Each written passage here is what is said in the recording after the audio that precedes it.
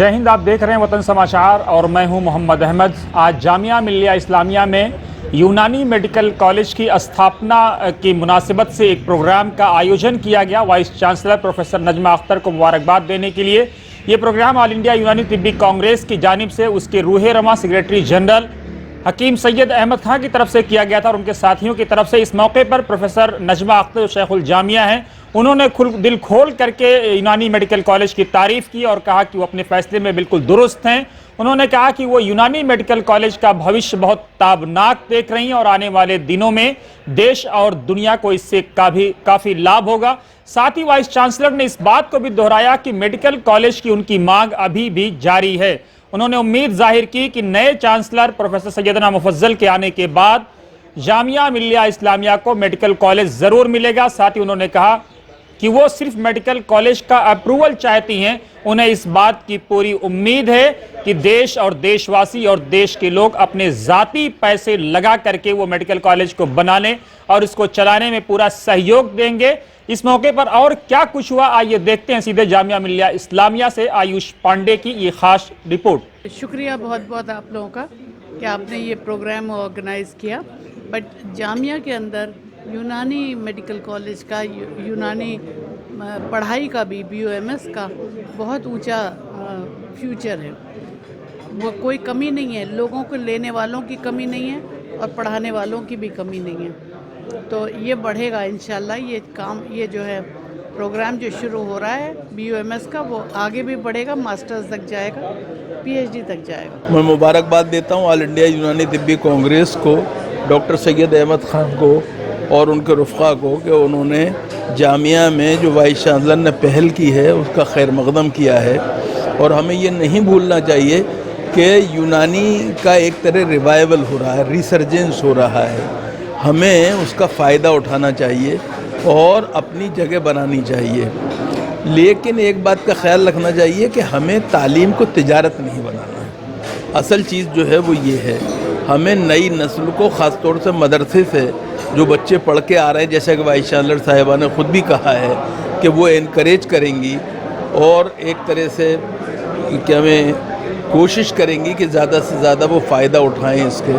तो ये बड़ी बात है। जामिया में 65 बेड का हॉस्पिटल उन्होंने बना ही दिया है। तहनीती जलसा रखा गया था, वो जामिया मिल्लिया इस्लामिया की vice chancellor professor Najma Akhtar साहिबा के एजाज़ में।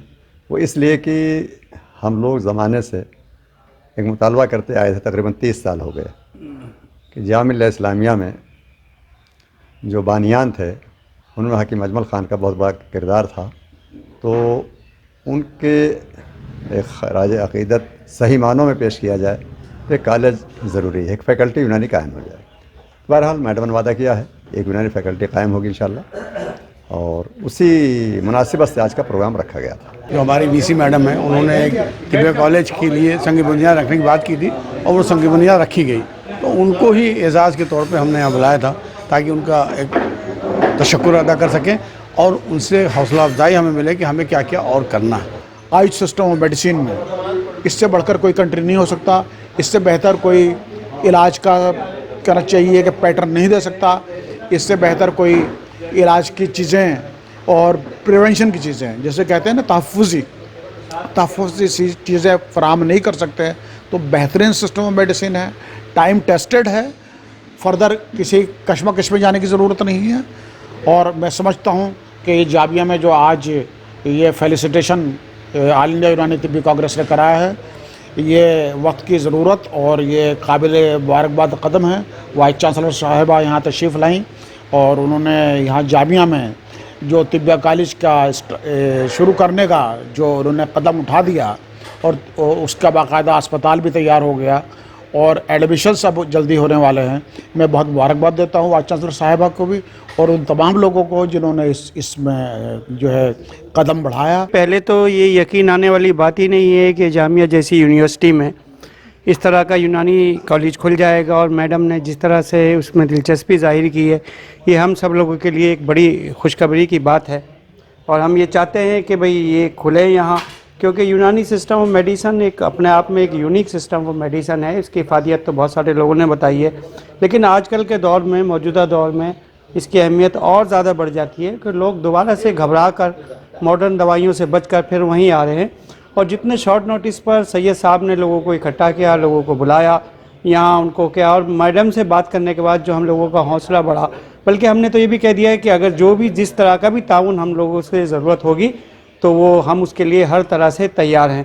اور سب سے بڑی بات یہ ہے کہ میڈم کی ایک ذاتی دلچسپی ہے اور وہ اس دلچسپی ہمیشہ کے لیے خدا کرے کہ ایسی دلچسپی رہے, برقرار رہے, لوگ اسی طرح سے مستفیض ہوں.